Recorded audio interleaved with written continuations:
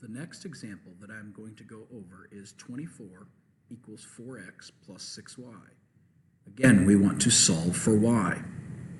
The first thing that we must do is we must get 6y isolated all by itself.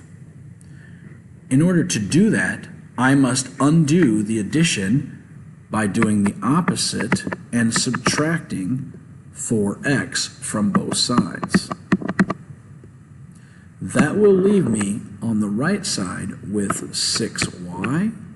On the left side, I will get 24 minus 4x.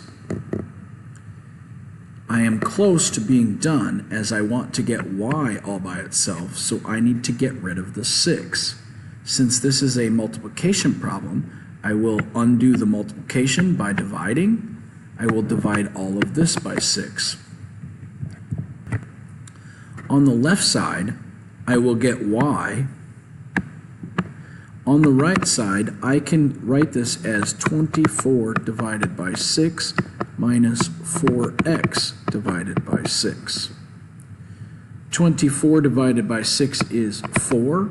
4x divided by 6 is simplified as 2/3 x equals y. My actual equation will be y equals negative 2/3 x plus 4.